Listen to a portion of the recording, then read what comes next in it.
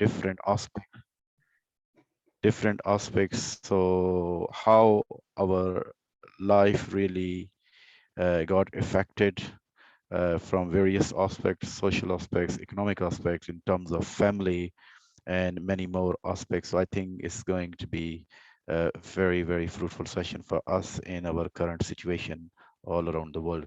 So without any further ado, over to Honorable Ustadz Mamoon to start the session. بسم الله الرحمن الرحيم الحمد لله رب العالمين الصلاة والسلام على سيد المرسلين وعلى آله وأصحابه أجمعين. My dear brothers and sisters, Assalamu alaikum.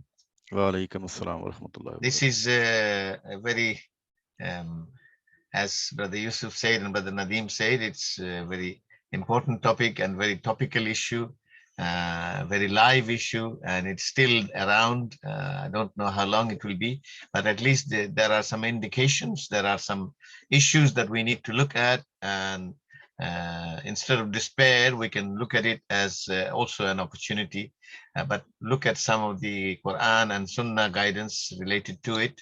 These are the topics, 10 areas I'm going to look at.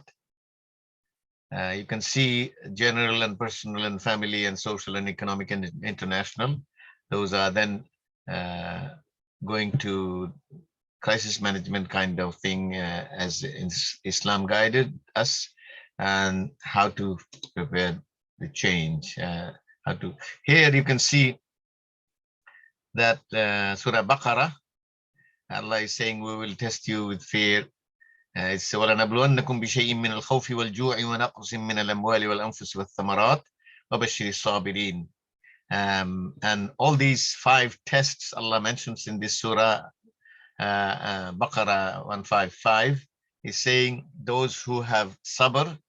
Let me just slightly talk about sabr. Sabr has 3 components. One, sabr requires us to overcome obstacles but fulfill our duties. Second kind of sabr is we pull back from temptations and not go into the sinful actions. First is dutiful actions, our duties. Second is pull back. One is go forward despite obstacles, the other is pull back despite temptations. And the third is the day-to-day life experience of pain and gain, to have sabr in pain and shukr in gain. So those are the 3 kinds of sabr we need to recognize, and therefore this is one of the biggest sabr tests that we have.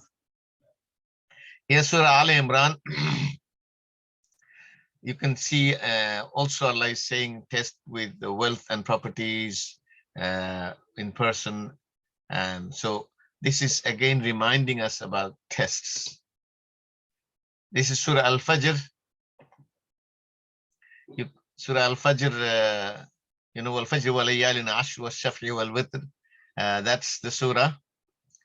So Allah is saying about, you know, the bounties, giving him honor and bounties. And then when they get positives, they say Allah has honored me, but when they get the tests, they say Allah has humiliated me. Surah Ma'arij, also Allah is saying خُلِقَ الْإِنسَانُ هَلُوعًا إِذَا مَسَّهُ الشَّرُّ جَزُوعًا وَإِذَا مَسَّهُ الْخَيْرُ مَنُوعًا. So people are very impatient. If something bad touches him, he's unhappy, instead of doing sabr and saying this is a test from Allah.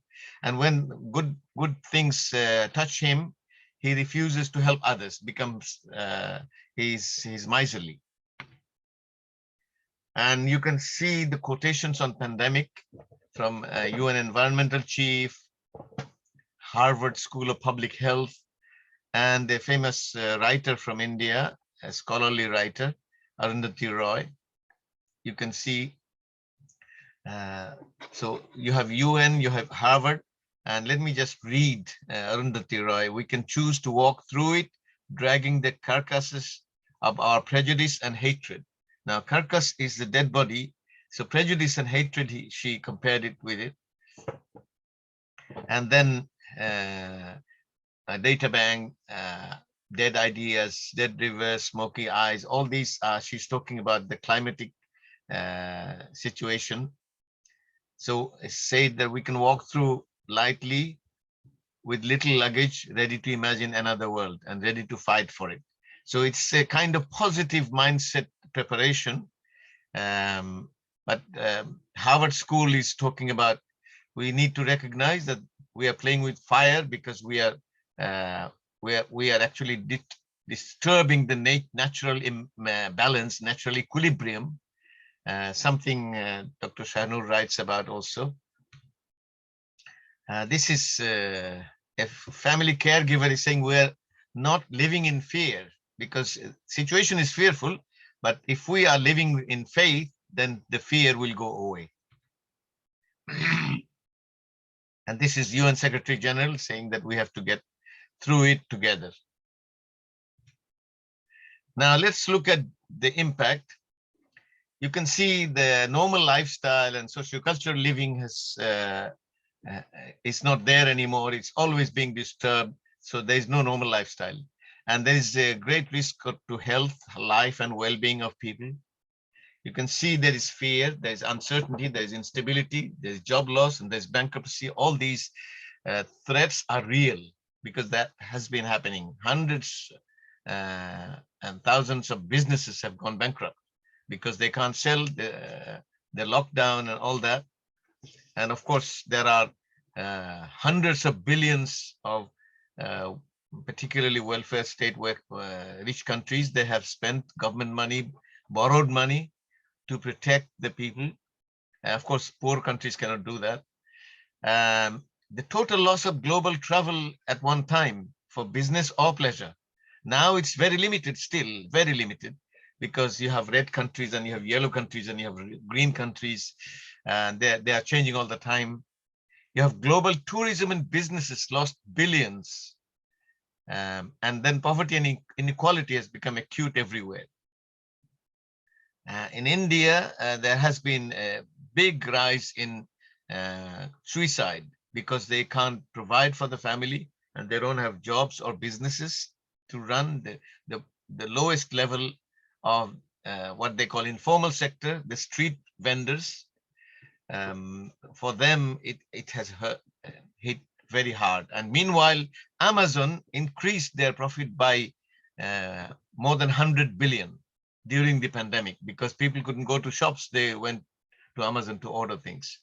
And there are, the general impact is they have lost earnings and hope.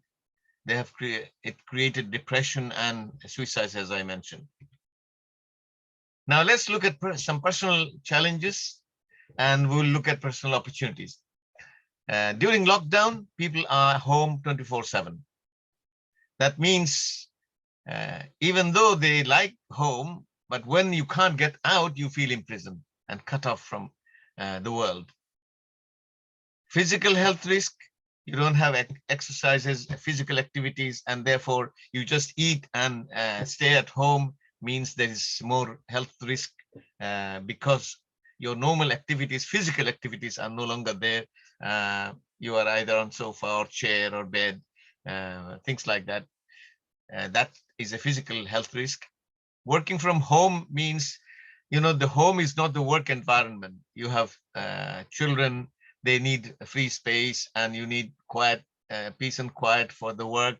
And that creates some challenges, shall we say, kind of conflict of purpose. You also have, you don't visit, no relatives or friends visit you and you can't visit them. So this creates social disconnection, and that's not how people can be happy with the social connections. Although you have telephone and video calls, that's not the same as when you find your friends, relatives at home, eat together, embrace, shake hands, and share good things, whatever it is. And there's also mental health risk. There has been an increased mental health problem in all countries, because people are not coping well with the imposed, shall we say, home imprisonment. It's a kind of house arrest situation for many people are not coping well.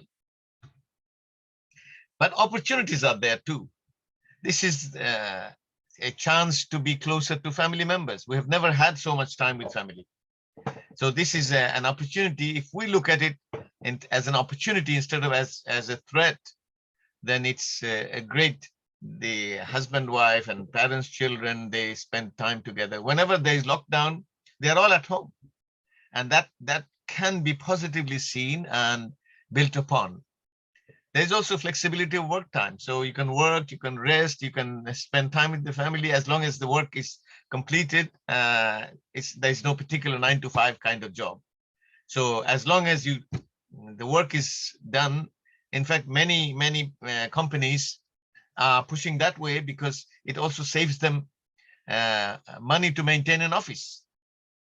And it's also, a lot of people welcome it because it provides flexibility in terms of the family work and family balance, particularly for women. There is also saving commuting time and travel fatigue. So if we are going to office and coming back, that needs time, that needs energy, that needs money cost. That can be tiring. So it depends on how long one commutes. That's also saving and money, saving health and saving time. And there's also various costs are saved. If we go out, if we are able to go easily, then to shops, for example, we spend more than we need. So there is a financial savings there, and the time for oneself and to reflect on the reading that we wanted to do, the self-development business, maybe exercises that we wanted to do, and have an exercise machine at home too. In family impact, the challenges are families are not used to being together 24/7 for a long time. So that becomes, those who look at it negatively, that becomes a problem. They're not used to being together so much with each other. And in fact, in UK, there has been an increased domestic violence quite significantly. So because husband and wife usually are not together, so sometimes if they are on at odds with each other, and it could lead to violence, and it's usually the man hitting the woman. There is also loss of education for the children and missing friends.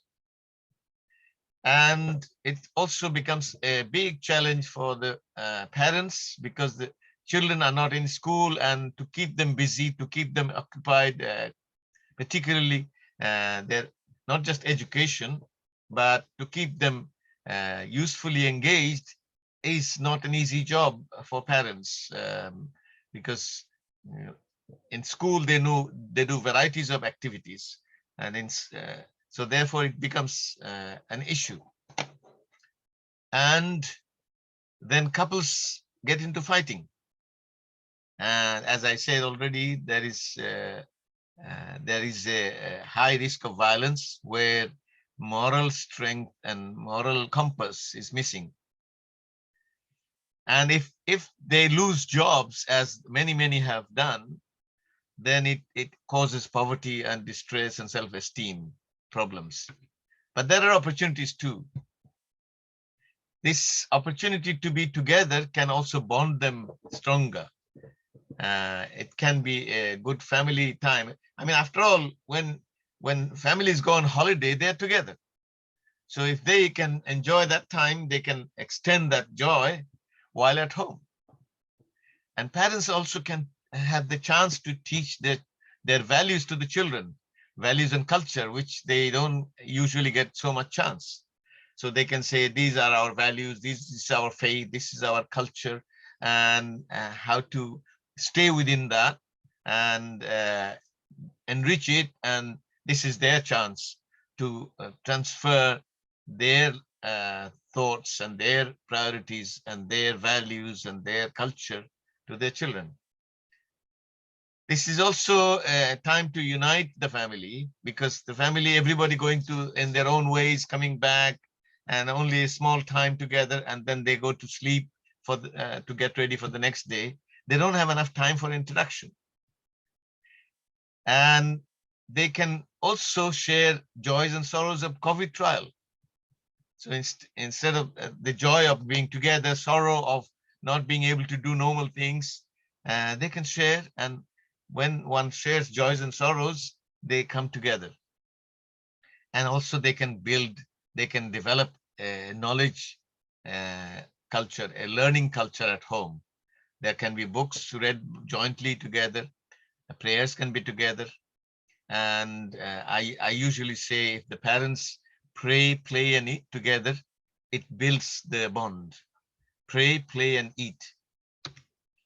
On social terms, people feel disconnected without visiting family and friends. There is social and emotional isolation. I mean, even weddings were highly limited. People didn't have dinners with each other. They couldn't visit. They couldn't interact physically. It all adds to the challenge. As you know, during lockdown, sports, trips, social clubs, and cultural activities were all totally stopped. And it's very limited now. They are allowing, and restrictions are increasing again after, certainly in England, from July, it was completely removed. Then it's coming back. It's mask is compulsory for everyone and things like that. So they may close down a lot of the gatherings. Now they said no more than 500, which means it will affect the income of the football clubs when they have sports. And parents become isolated from grown-up children and grandchildren, which happened to me. I couldn't visit my children's homes and play with grandchildren for 1.5 years. I couldn't be with them. So this is the challenge part. The opportunity part is that, when there is separation and distance by force, the feeling and longing becomes stronger, and the love grows. And it's also this isolation can allow us to reflect on a relationship, and if there is anything that we didn't like about each other, it becomes it takes the back seat, and the liking becomes the front seat, and it helps. We can recover the strained relationships by distance, by separation, and we can also avoid social conflict because we don't meet, so we don't have a chance to quarrel.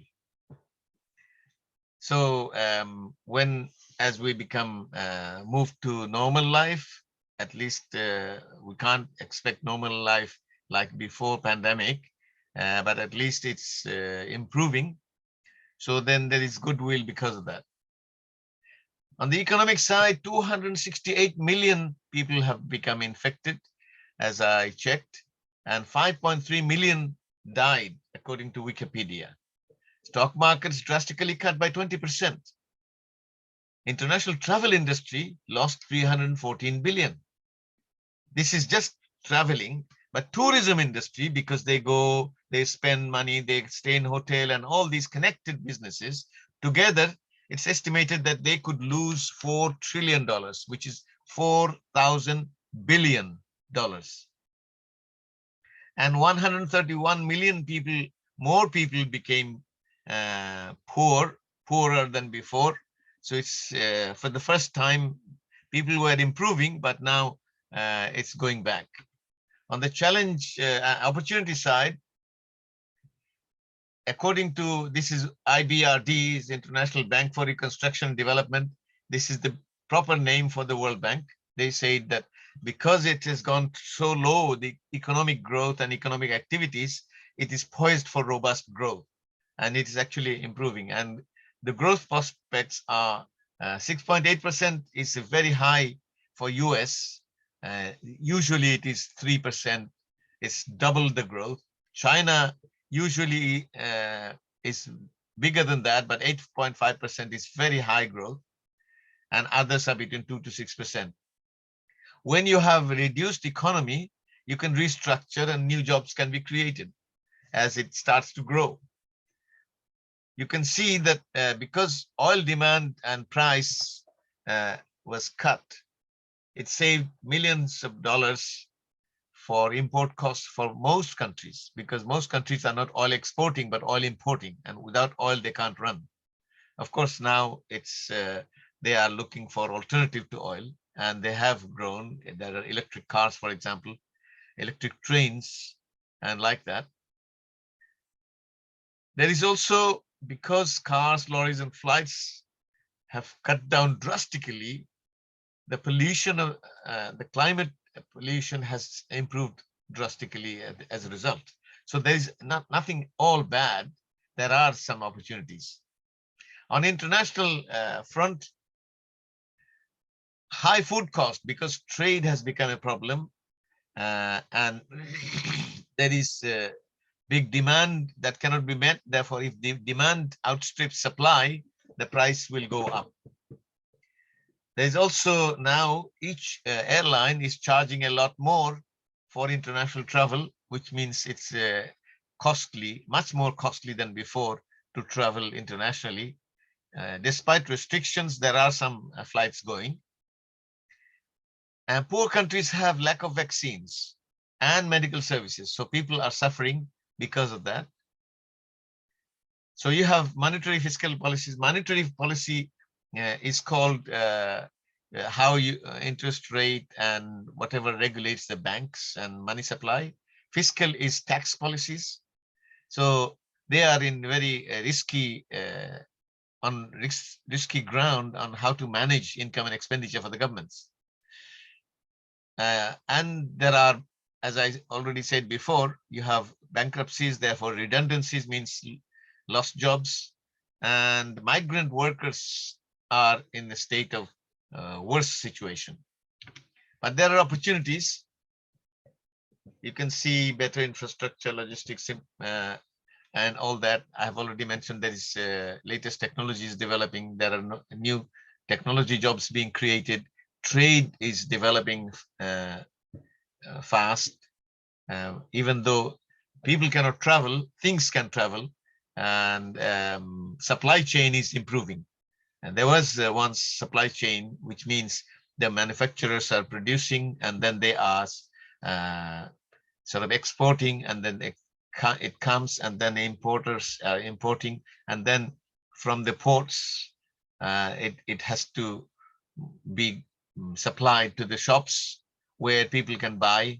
So all the supply chain were affected, because if the shops are closed, they can't receive the goods and the people cannot come to buy them. So there is supply chain problems there. There's also healthy competition between BRICS. I don't know whether you are aware, these are 5 big economic countries. B is Brazil, R is Russia, I is India, C is China, and S is South Africa. So they are developing, they are establishing a bank for development bank for themselves. So then USA is a big economy, and ASEAN means primarily 10 countries in that region. The most, shall we say, more economically strong countries are Malaysia, Indonesia, Thailand, Vietnam. These are the strongest economies in the ASEAN countries. ASEAN is Association of Southeast Asian Nations. Okay, now Islamic view of managing impact. So Allah is saying only the learned know the secret of the universe. So they are good and bad, they take their turns. Only those who are patient shall receive their rewards without limit. And then look at the quarantine concept from Islam 1400 years ago. And this is reported in Bukhari. If you hear about an outbreak of plague in a land, do not go into it. But if the plague breaks out in a country where you are staying, do not run away from it. So quarantine means there is no interaction. So people should not go into the plague area, and plague area people should not come out. This is quarantine concept, and medically it came much later, but 1400 years ago, the Prophet ﷺ gave this advice as protection for people. Now, Umar radiallahu anhu also told the army commander to retreat from expedition where there was plague. So this is again implementing the concept of quarantine. So then this is about Allah saying what Allah will, that Allah will reward for those who have patience. This is Al-Ghazali, Imam Al-Ghazali. So you can read it. When you can read it, I do not want to read it. So it's a lot of messages Allah is giving, or this saying by Imam Ghazali. He's one of the best known philosophers and one of the people who did intensive research on the inner person. The other person who has done that is Imam Ibn al-Qayyim al-Jawziyah. Imam Ibn al-Qayyim wrote a book, more than 300 pages, As-Sabr wa Shukr, Patience and Gratitude. It's more than 300 pages, but there is a 70-page abridged version you can read. So when Allah wants good for people, then Allah will try him with hardships. Now look at the prophets. This is something for you to look at. Adam alayhi salam, Nuh alayhi salam, Ibrahim alayhi salam, Ayyub alayhi salam, Dawud alayhi salam, Musa alayhi salam, Isa alayhi salam. Everyone had these trials. So these trials are listed here so that we understand that even prophets had to go through very difficult trials. I mean, think about Adam alayhi salam was, he felt dishonored because Shaitan created trap and he fell into it, both of them. And then the Jannah, they were there not permanently, they were there as the final home. They were created for the earth, but they were removed through this event. And it also provided for us an understanding that people will fall into error if they're not careful. This is that tendency which the Quran says, فَأَلْهَمَهَا فُجُورَهَا وَتَقْوَاهَا. There is evil and there is goodness tendencies in us. And unless we're careful, Shaitan will always promote the evil side, the nafs side, the desire side, and put us in difficulty. Similarly, Nuh alayhi salam, his son drowned, and you know, as a parent, we can feel a lot of pain when we see our child suffering, but his son was not a believer. And when he asked Allah for help, Allah said, "Innahu laysa min ahlik." He's not your family member. So in other words, if somebody does not believe in Allah anymore, does not have faith, that person becomes non-family member and cannot inherit any property from parents. Like that. And of course, Ibrahim alayhi salam had probably the biggest number of trials. Ayyub alayhi salam had one trial, but prolonged trial, 17 years of illness of his rotting body. So Dawud and Sulaiman were given power. Dawud alayhi salam, Sulaiman alayhi salam were given power. They were, the trial was in the form of power. And of course, you know, Musa, Isa alayhi salam. How do we prepare for the challenge? We never give up hope on the help from merciful Allah. If we are, La taqnatu min rahmatillah, it is not lawful for a believer to give up hope on Allah, because Allah is merciful and Allah is always there to help us. And all these trials are to make us stronger, to be able to cope with life difficulties. So this is trial of faith, and we never give up hope on Allah, because Allah's hope is always there. And we also can use COVID to build resilience, knowing that everything that comes, Allah, inna ma'al usri yusra. Quran says, ease and difficulty are intertwined. So one comes and it goes, nothing lasts forever. So COVID will not last forever. And then we need to have practical, what's known as pragmatic planning, so that we can sustain ourselves, we can promote ourselves, protect ourselves, and go forward. We also need uh, partners, friends, relatives, starting with within family, so we can sustain that plan that we made, practical plan. And always Allah said in Surah Ali Imran, verse number 159, فَإِذَا عَزَمْتَ فَتَوَكَّلْ عَلَى اللَّهِ. When you have made a decision, go ahead on action, but rely on Allah for support. So in implementing it, we need Allah's help. We also need to have a mindset of examining or exploring opportunities hidden behind difficulties. As we have said, that the difficulties or the challenges that we have, we also have opportunities behind them. So we need to have confidence, competence, and courage so we can overcome them. Okay. I have a 5D problem solving formula. Describe the problem and its nature. Diagnose where the source of the problem. Discuss with others on options and impact. Then decide which option we will go for. Then deliver the option as we have decided. So this is 5D. The describe, diagnose, discuss, decide, and deliver. So you can see the action is the 5, but the preparation for action is 4. 4 steps before we actually do it. That's all from me. And if you have anything, any comment to make, please feel free to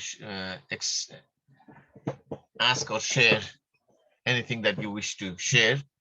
Maybe some of you have done some work in terms of dealing with COVID and overcome mental stress and physical planning and financial planning. All these are, it would be good to know from Dr. Shahidul Islam, Dr. Shahnur, and internationally award-winning journalist Saadi. Thank you very much.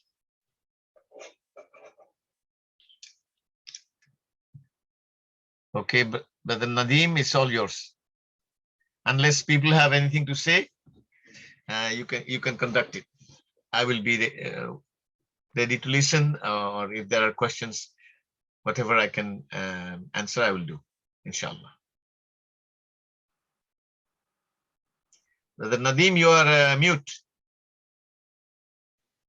Sorry. Jazakumullah khair, Ustadz Mamoon, and it was a rather brief but very helpful session from global perspective, from Islamic perspective, and obviously Islamic perspective is always a global perspective for the entire humankind. So I was just kind of getting lost into thoughts that Alhamdulillah, we have got a very comprehensive, complete package of life in all situations, including this type of crisis situation. And to support the world, how as a Muslim community, Muslim Ummah, we could do we could adopt a better strategy to promote our wonderful Islamic guidance to handle these situations, so that we could really support rest of the world, non-Muslim world. What could be a better strategy? Of course, it's a huge spectrum. It's not maybe in our capacity, but still, I believe in all situations, Islamic guidance and Islamic guidelines are very effective. How to stay patient, how to handle crisis, what practical step we should take. So I believe, and same on the environment when we are facing this, I mean, climate change.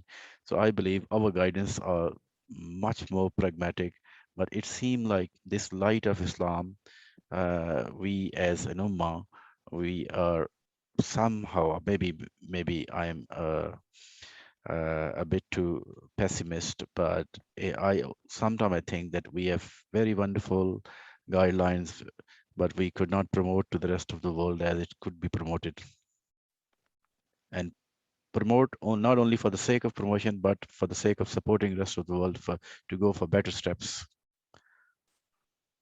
Maybe I would like to listen to uh, Dr. Shahidul Islam, Dr. Shanur Begum, and me, Sadi, please. So, Dr. Shahid, would you like to share how you have faced COVID and how what is your view about how we should deal with it? Assalamu alaikum rahmatullahi wa barakatuh. Alaikum Wa salam wa alaikum rahmatullahi wa assalam. barakatuh. Alhamdulillah, Alhamdulillah, I was listening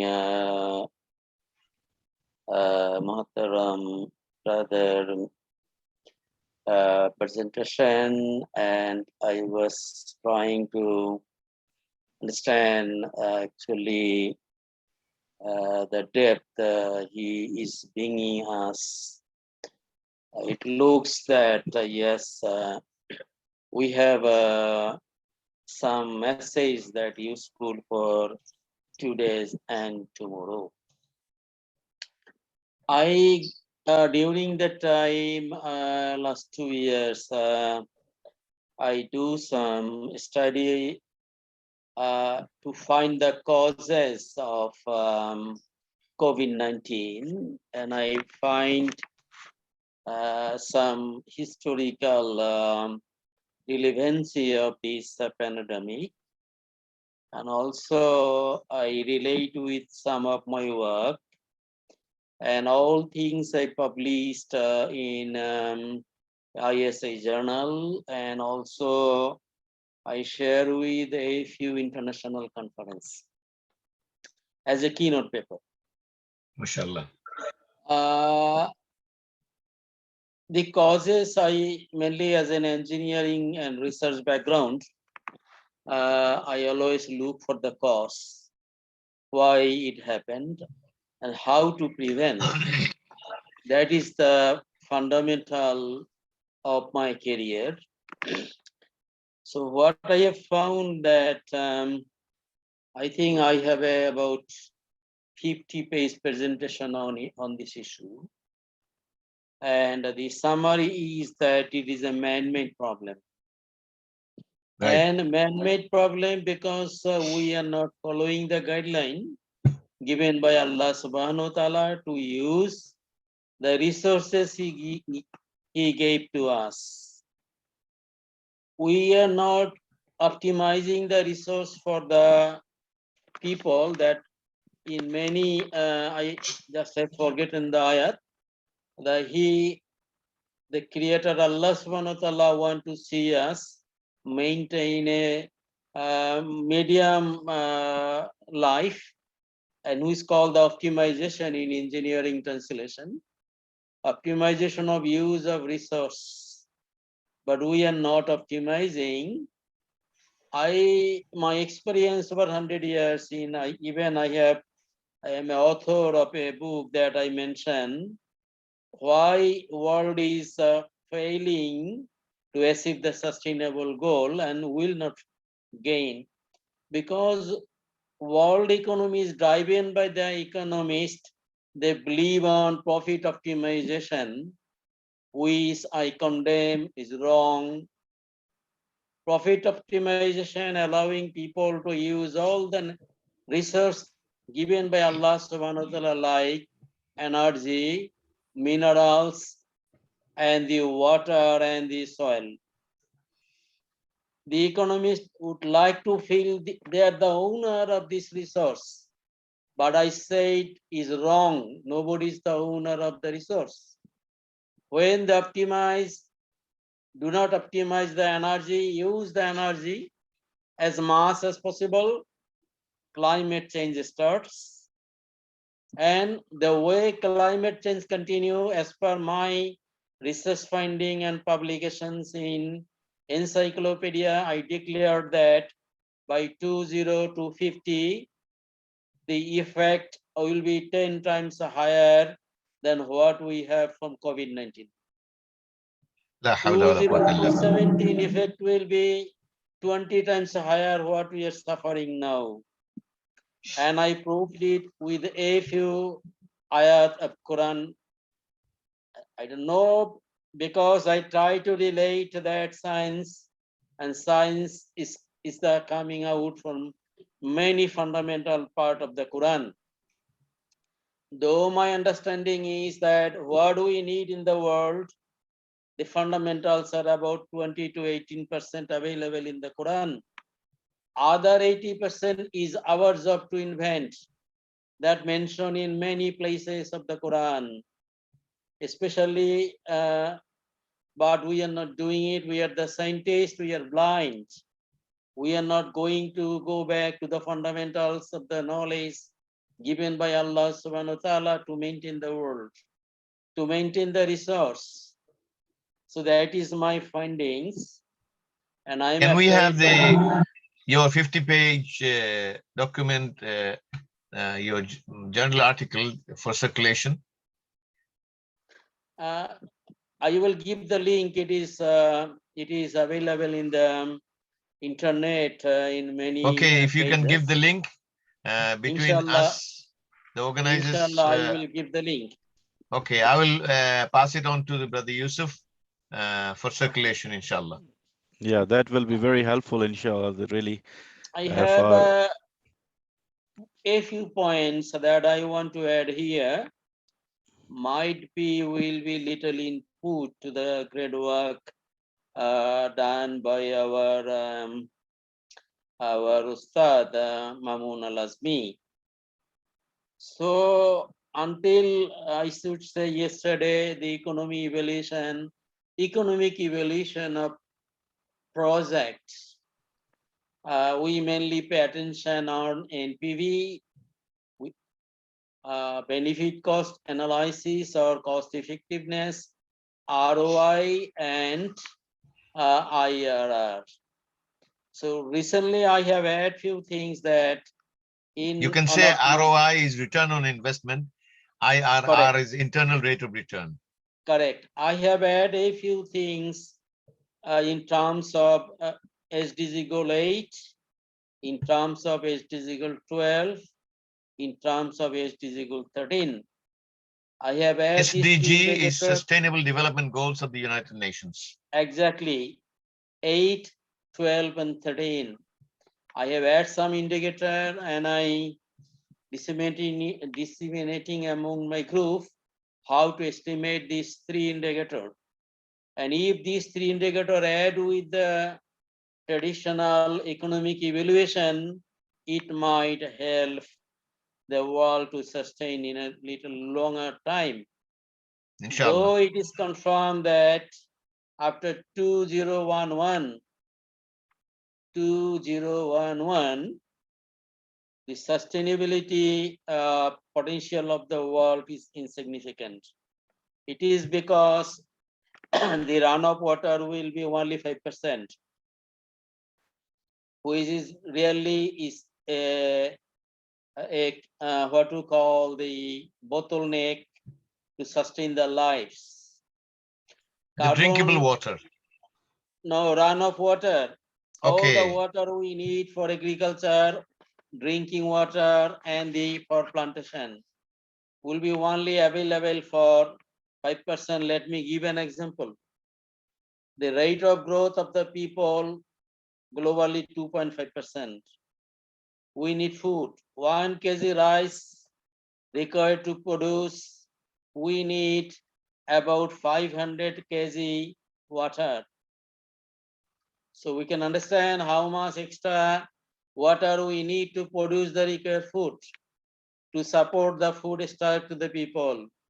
Because 2011 we will be about 15 billion people. Now we are about 7.2 billion. 2011 so really, is 2011 is 2011. Which 2100. Okay, 2100. Now another okay. 80 years. Okay. So water will be really very unsustainable, insignificant level. Runoff water means the water who is getting basic water from So can you river, say canal, something and in relation to, because that's a UN policy, government policy, need to pay attention to that. At the community level, what individuals, actually, families, and community can do? I do believe that this education we must start from home, Right. So it's because home is the awareness and fundament. education about the dangers we are facing. Yeah. Home is the fundamental unit of the community, society, and the global community. So it is our job to educate ourselves and educate our family members for the future. Okay, let's have an input. Thank you, Dr. Shahidul Islam. He's also a professor, as you can imagine, as Dr. Shahnur is.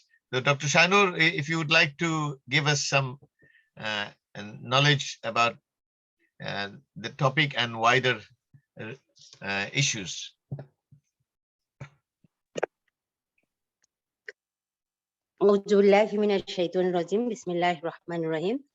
Actually, today my plan was to listen only because I am most probably for this monthly program, this is my first session. Okay.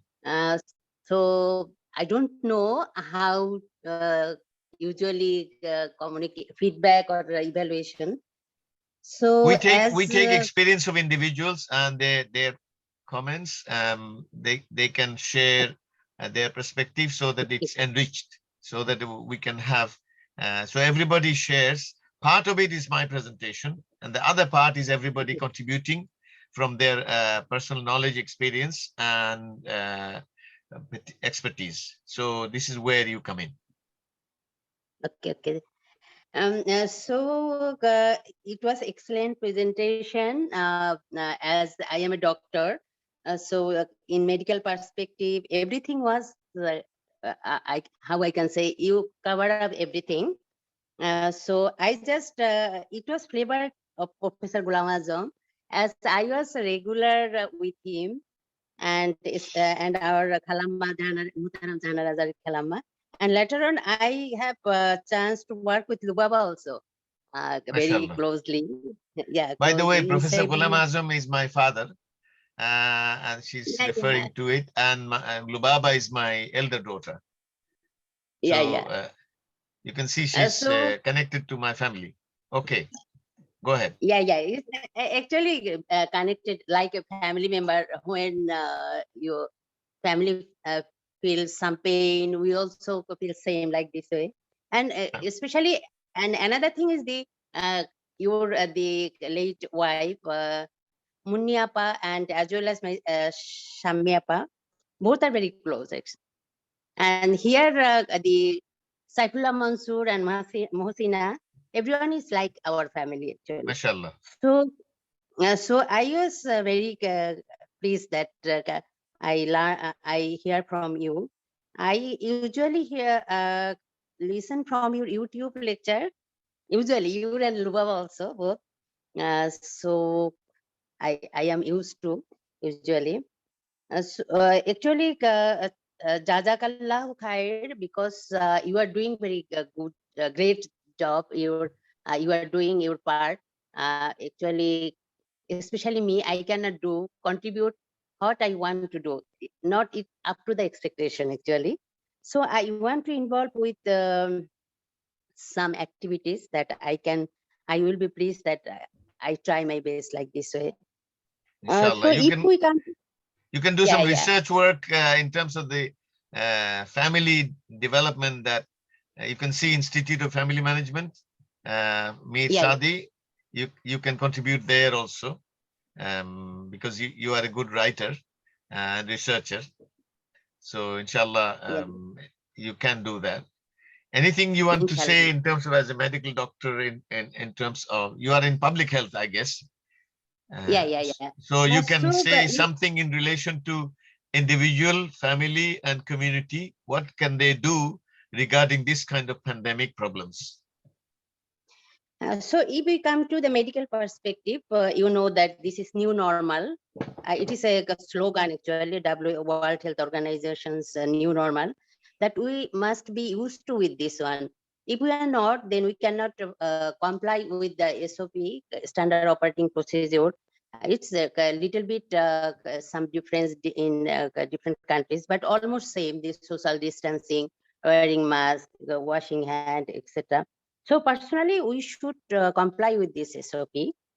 This one is first. Actually, as a Muslim, it is very easy for us to follow because we know that any rules and regulation, it is first for everyone. It comes from its country, a state, or any authorities. So it is easy for us. But sometimes we cannot correlate with this SOP as well as Islamic rules and regulations. So any preventive measures about diseases or any calamity, it is actually not how I can say it is not against Quran and Sunnah. You already mentioned in your speech. So we have to be used to the new normals. So what is actually we see that it is not easy actually, like wearing mask, you already mentioned. When I, especially me, when I am in outside and wearing mask, I found that we have lots of oxygen, but ultimately we cannot inhale oxygen freely. So it is a trial from Allah Subhanahu wa Taala, that if he want to restrict something, he can do it. And so easily Allah Subhanahu wa Taala done it. I sometimes as I think about this one. So personally, we can be more close to Allah Subhanahu wa Taala. We can feel Him that only He can help us uh, uh, how I can say that we can mitigate this problem actually. So about the vaccine, I mean, it could push us yeah, towards Allah a little more. yeah. Because we can do everything. You see that even vaccinated are also infected by the there is the intensity of disease, infection, infectability. That's medical term. That infection rate of infection is less, but not how I can say that we cannot say that they are safe. So only Allah can Right. determine that we are alive. That means Allah, it is Allah's decision, because who already went to Allah Subhanahu wa Taala or so it was Allah's decision. We cannot say that they are not aware of that, they did not comply with this SOP, but it was Allah's decisions. So if about come to vaccination, I am not sure. Yeah, UK almost 80% is already vaccinated, right? Yes. Yeah. In Malaysia also like this. So still they are not immune. That means we cannot say that 100% they are protected. And you know the new variants, the Omicron. Yes. So nowadays the world is so complicated. That means complicated means already the border is open.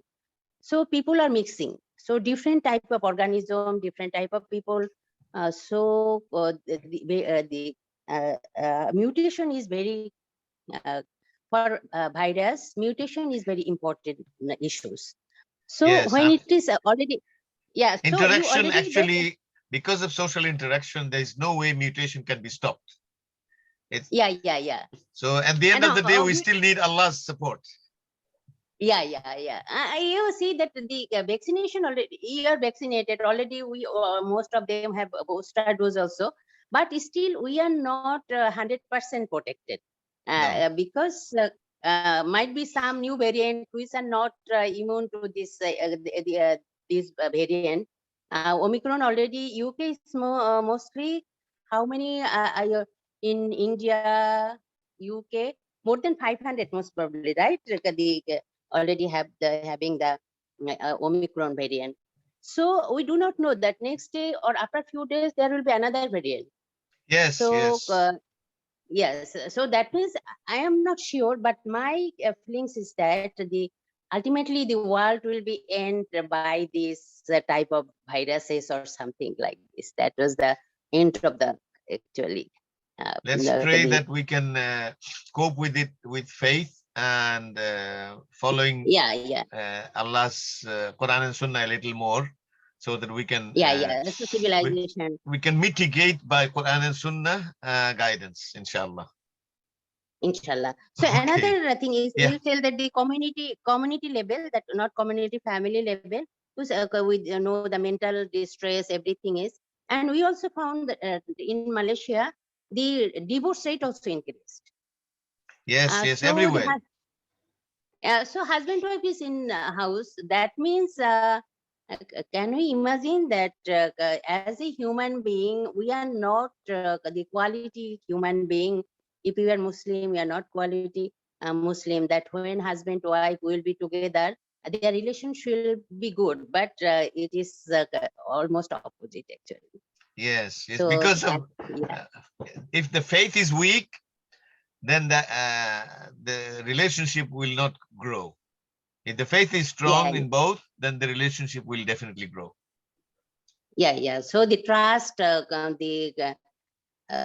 fleeing for each other, everything is a little bit not up to the level actually. Right. So the equilibrium can come from Quran and Sunnah attachment. Yeah. So if community level, personally, if family person are, we are represent the community. So ultimately, community, the ultimate outcome is same. That means more worse in state level is then more worse. So ultimately, if we can do plan everything, so especially about the vaccination, if we can cover all people for vaccination, especially the poor countries, that we can do like this way. You see that the everyone is free. So we are surprised that government cannot do this plan, that who can afford, they will pay, and this money will be go to the poor countries or poor. So if Muslim Aid or in our organization can do this, that we'll try to the people to vaccinate to help them financially. Right. This one, yeah. So another one, you're already doing most probably that for the people who are already no job, or they are in financial problem. Must be you have the extensive plan and policy. So thank you very much for giving me Thank you, the chance. sister. Last comment from international award-winning journalist, science journalist, shall we say, journal journalist and science journalist, Mir Sadi from Dhaka. Okay, assalamu alaikum warahmatullah. Alaikum salam wa rahmatullahi wa barakatuh. Alhamdulillah, assalatu wassalamu alaikum rasulullah wa ala alihi wa sahbihi ajmain. Jazakallahu khairan, Ustadz Brother Mamoon Al-Azami, for excellent presentation. May Allah give barakah and reward you. So, alhamdulillah, I consider this an excellent opportunity, this pandemic situation. People usually say it's a ghazab. I say no, it's a curse from Allah. I say two things. First of all, it's a test, fitna, and another is rahmah. So, and this is earned by the people.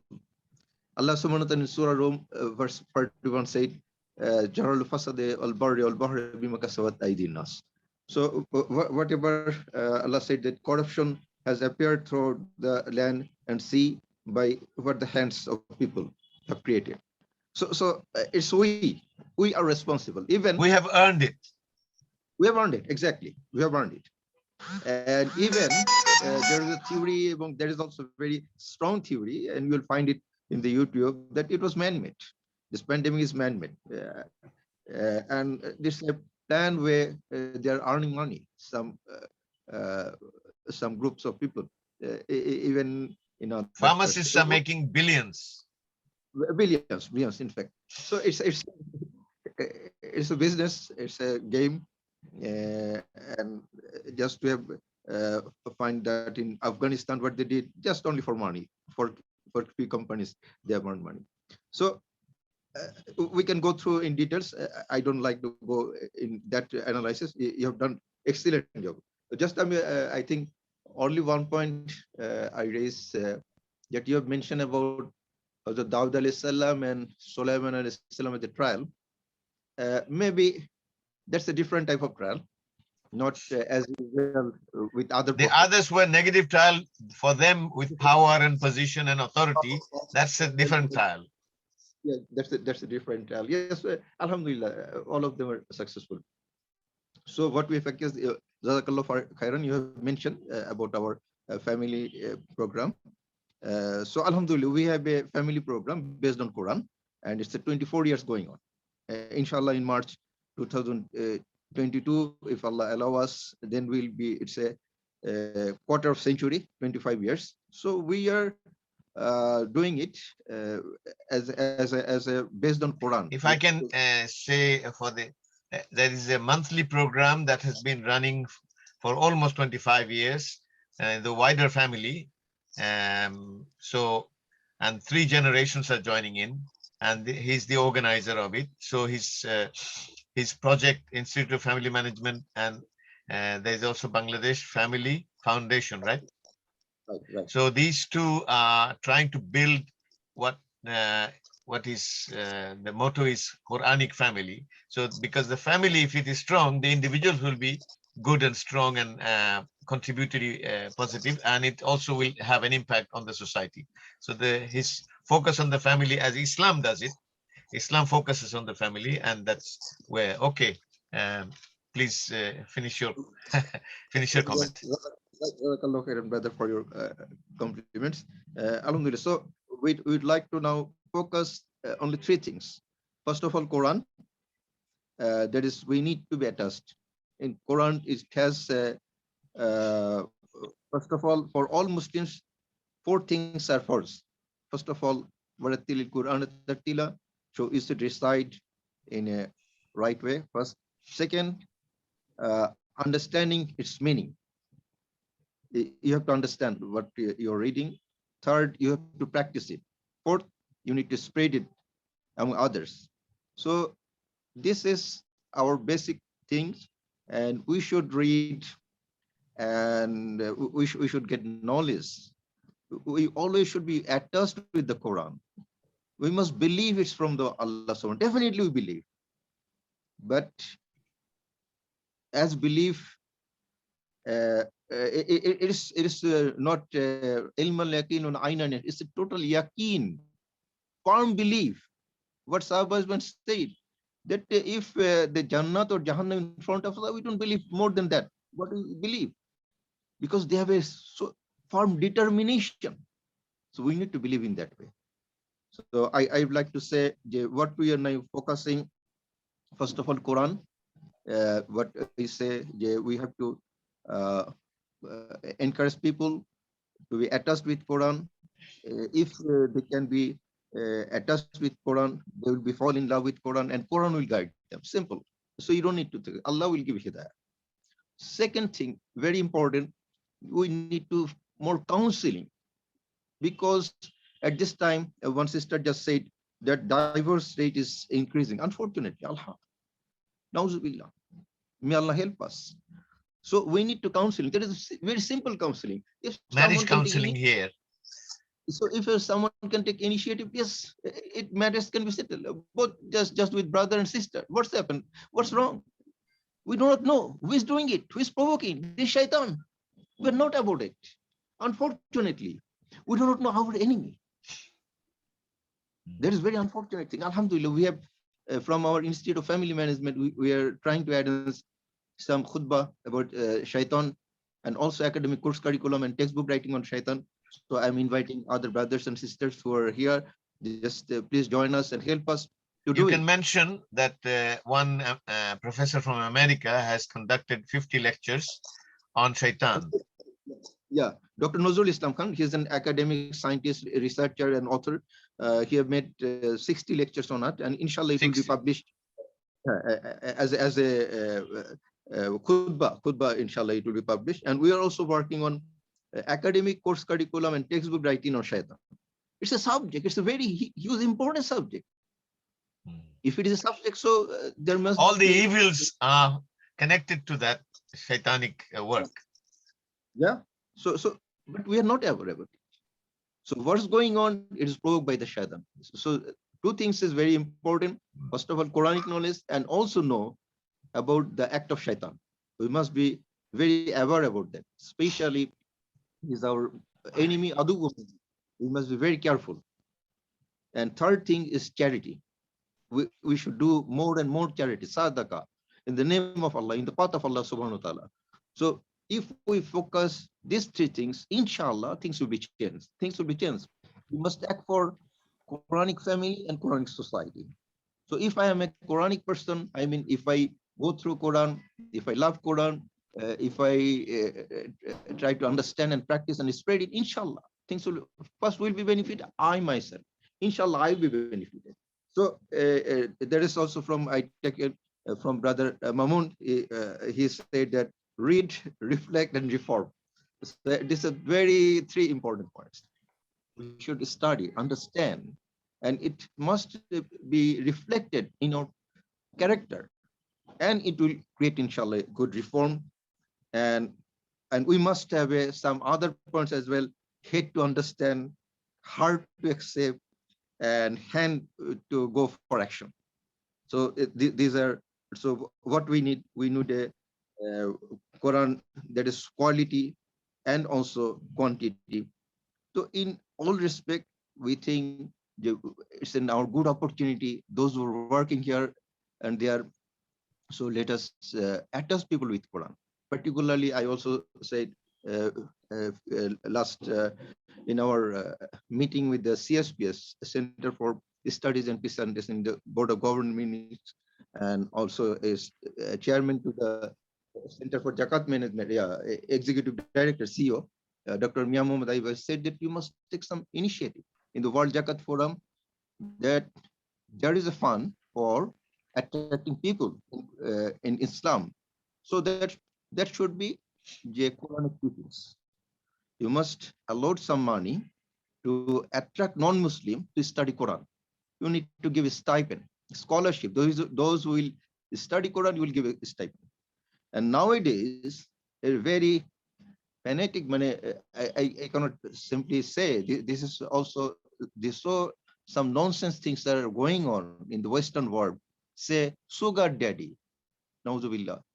So it's provoke or compel girls to become a prostitute just to maintain their student life, their tuition fee. So we can arrange for that. We can take some initiative. So you can protect them. This girl will study Quran and they will get the scholarship. It can be arranged from Zakat. So I think if you please take some initiative, though this meeting, inshallah, it will be very fruitful. Jazakallah khairan for your excellent presentation and patient sharing. May Allah bless us. Assalamu alaikum. Thank you very much. Walaikum salam wa rahmatullah. Brother Yusuf, we can conclude now. Assalamu alaikum wa rahmatullahi wa barakatuh. Walaikum salam wa rahmatullahi wa barakatuh.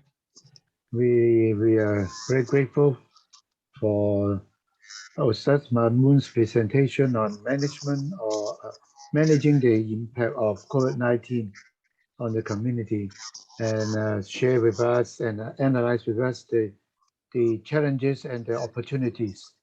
And really, it is very fruitful, and it should be a sort of guidance and also a sort of a reminder for all of us.